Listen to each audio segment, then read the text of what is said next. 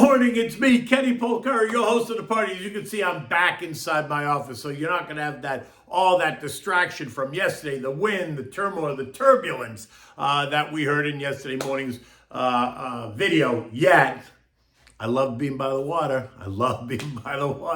In fact, today is Friday, February 24th, 2023. And what is it that we need to know? Because it is a big day as stocks continue to thrash around, right? The PCE, the Personal Consumption Index, is due out at 8:30. Is the market prepared for it?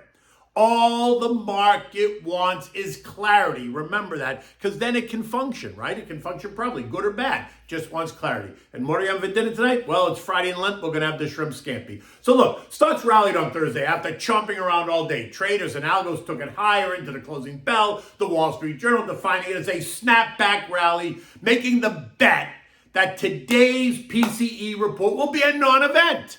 At 4 p.m., the Dow gained 108 points. The S&P was up 22. The Nasdaq added 85 points, while the Russell tacked on 14. And the Dow Transports took center stage, rising by 155 points, or just over 1%.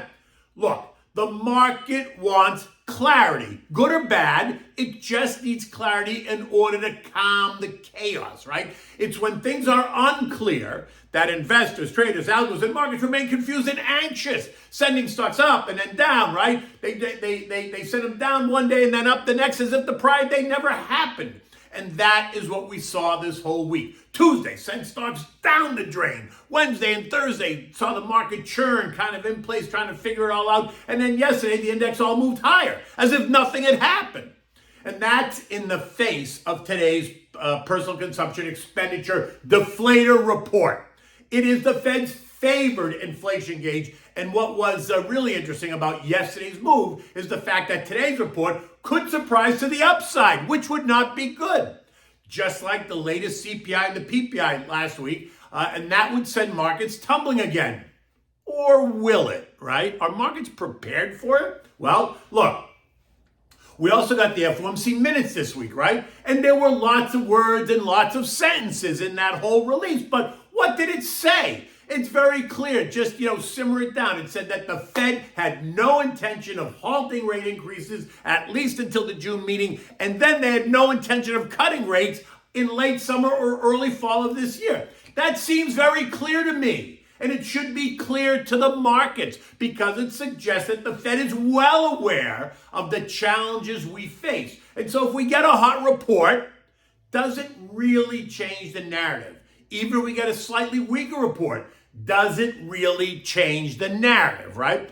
I think the answer is no. I don't think it changes the narrative at all. Why? Because the minutes made it clear. The commentary from different Fed members has made it clear. Comments by Goldman telling us that they expect at least 3 more 25 basis point increases made it clear. And I say that because Goldman is the mouthpiece for leaking and confirming what the Fed is thinking, right? And last night, even JP Morgan CEO Jamie Dimon chimed in again, telling us, and his story remains the same, telling us that inflation remains an issue. Okay, we know that. That the Fed will pause. Okay, we know that. That then they're going to realize that the increases are not enough. We know that. And that we should all expect a terminal rate of 6%. And bingo, we know that too. So there's nothing new in any of this. And why do we know that? Because 3 weeks ago, Cleveland Fed President Loretta Mester told you so. And I pointed that out in my note the day she made the comment, right? Because in a casual comment, she just tossed out that the terminal rate in a 5.5% to 6% range would not be out of the question. It was very casual. The media poo-pooed it. But now it's out in the global public square. And now take note, 6% is now becoming the norm. Everyone is now floating a possible 6% terminal rate. They want it to be part of the narrative. So if the Fed takes it there, how can you say you're surprised? And while I'd rather not see it go there, they are setting us up for it. And the market now knows that. So back to the question. Will a hotter PCE deflator report today cause the markets to react like they did on Tuesday? I say no, because the market is expecting it to be a bit hotter. Could we see a decline? Sure. But will we see a 2 or 3% decline like we did on Tuesday? I don't think so. And by the way, just like they did with the CPI and the PPI report, there's a new sheriff in town. You know what his name is? It's the super core PCE, just like Super Mario Brothers. And that is when they strip out almost everything that contributes to inflation: food, energy, and housing. This way they can tell us that inflation is coming under control. Of course they can, because they take all the pieces out. It's like magic. Voila, right? It's magic. It just changes. Many are now suggesting that the Fed is also going to have to redefine the level of inflation that they are comfortable with. Remember, the current level is 2%, and it's been 2% for years. But as inflation remains stubbornly high and rate increases are taking longer for it to slow the economy, nobody should be surprised to see the Fed redefine the rate that they're comfortable with. Maybe it's 3%, maybe it's more. You see, when inflation is running at 6% and the target's 2%, that's a 4% differential. But when the target's 3%, inflation is 6%, then it's only a 3% differential. It's an improvement. It's like magic all over again. Voila! It happens just like that with the snap of a finger. Now look, the PCE is expected to come in at up 0.5% month over month. That is the expectation, up from 0.1. We know that. It's expected to be 5% year over year, flat with last month. Now, if you take the PCE core, then that's when they take some of the components out. It's expected to be up 0.4 versus last month's up 0.3, and then 4.3% year over year versus 4.4, right? So it's improving a bit. So then when you take out the super core deflator, it's going to get even better. Now, just like the CPI and PPI, they don't publish that number. They create it after the report, and then they push it out to the media, right?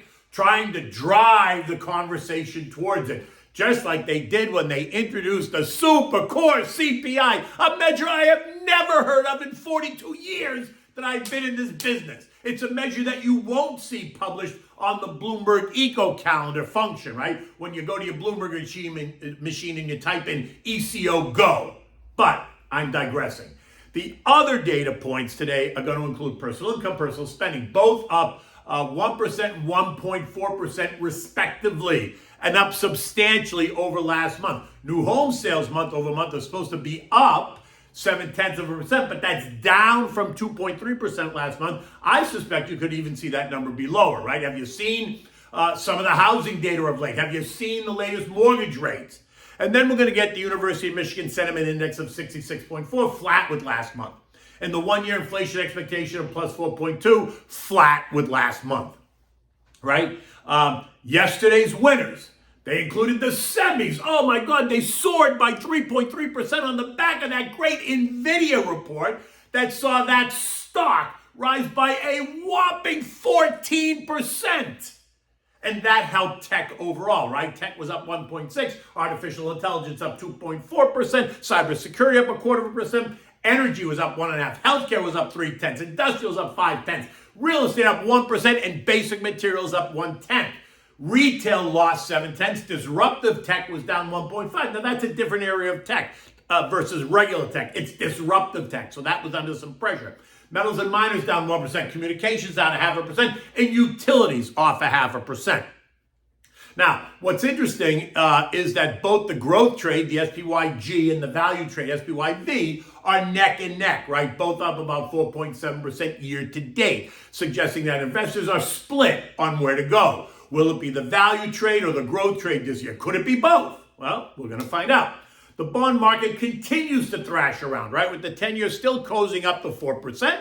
The 6-month and the 1-year are hovering around 5.1%, while the 2-year and the 3-month are both yielding 4.7%. So if you wanted to tie money up in short duration, you go to the 3-month versus the 2-year, right? Because that keeps you more liquid. Oil, as discussed, traded down to 73.80 on the inventory build worries, right? It found support at that level, which is kind of the low range for now, and it bounced. This morning, oil's trading at 75.80. Pioneer Natural Resources, one of the U.S.'s biggest shale drillers, the CEO, Scotty Sheffield, told us that he expects global prices to pierce $100 this year due to what? Get ready, rising Chinese demand and lack of supply growth, telling us that Chinese consumption is picking up significantly. while supply growth is expected to be 400,000 barrels per day, down from 600,000 barrels per day, resulting in lower productivity. The Saudis and the United Arab Emirates are the only two countries in the world that can ramp up production. He goes on to say that if the world reaches the 102 million barrels per day of demand that many oil analysts are forecasting, then we do not have enough supply. And there you go again. Econ 101, supply and demand. I hope you didn't skip that class because so much of what happens in the world revolves around supply and demand. This is not rocket science. Okay, U.S. futures this morning are lower. Not dramatically. Well, they're getting a little bit more dramatic, I guess, since I wrote this, but they're just a bit, taking a bit off the table ahead of the 8:30 report this morning. Dow futures now down close to 200. The S&P's down 26. The Nasdaq's off by 120. The Russell down by 12. Taking back all of the gains and then some achieved yesterday. You can feel the building tension. How will the algos respond to the headline? Because you know how quickly it can change. So you ask, why'd they take them higher yesterday? It's illogical, and you would be right, which is why you need to eliminate the noise, right? So I hope you didn't go chase anything yesterday, feeling like, oh my God, I'm going to miss out here. I keep telling you. Stocks in Europe are mixed. UK and Spain are higher, while France, Germany, and Euro stocks in Italy are a bit lower. The German economy contracted by 0.4% versus the expected negative 0.2%. UK consumers are apparently feeling a bit more optimistic, while the French consumers are not so much. Investors across the region are awaiting today's U.S. eco data to see if it changes anything. The S&P traded as high as 4,028 yesterday, as low as 3,969, before settling up 22 points to end the day at 4,012. Once again, regaining that key 4,000 level that I identified to you a couple of weeks ago. And again, this week, as it became clear that we were about to test it. Test it we did. Tuesday's meltdown took us down and through it, and we've been struggling ever since to try and take it back, which is key. I keep talking about that level, right? It is now T-minus 2 hours before we get the PCE deflator report. Remember, the market wants clarity. So you got to ask, will today's report offer that clarity or not? In my mind, a report that is plus or minus 1/10 or 0.2% is really a non-event in either direction because it's not going to change a narrative. But a report that is more than 0.3% of a deviation could cause a short-term knee-jerk reaction before settling in. Again, I'm keeping the S&P 4,000 as a level to watch. If the market opened right now, it's going to slice right through that, taking us back to the lows achieved yesterday at 39.69, 39.70, like that. So now that's the question. If the report produces a negative knee-jerk reaction, will it break the low from yesterday or not? If it does, that's going to cause the algos to get even more aggressive to the sell side as the buy side algos step aside, leaving a void in bids, causing the market to fall further, testing trendline support at 39.40 and then potentially 39.10. I don't think that's going to happen, but that's where it would go if it does happen. Is it possible? Of course it is. Will it be an opportunity to pick up some solid names at lower prices? Yup. Remember, the smart logic algos, that by the way aren't so smart, take them down, then when the data is clarified, they take them up, and vice versa, they whip them around. But they always take them down harder than when they take them up. This causes chaos, noise, mistrust for the very participants that the markets are supposed to benefit, you and me. Learn to eliminate the noise, right? Because that's what it is, mostly noise. Now look, it is the weekend, and the week has been anxious. So if today's data paints a worsening picture, then I suspect it would be a risk-off day as we move into the weekend. Next week is loaded with macro data, so sit tight. Know what you own and why you own it. And if the fundamentals have changed, then reconsider the base case. Are they better?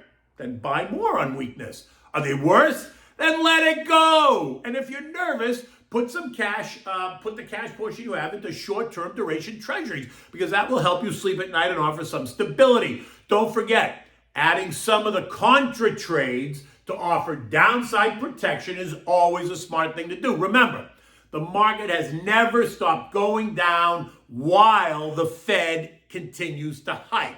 So expect more pressure on the markets, I think, until June. We discuss this. But that doesn't mean it's going to collapse, right? Necessarily. It just means we could see cheaper prices that will offer an opportunity for the long-term investor. I am not in the Morgan Stanley camp calling for a 26% decline.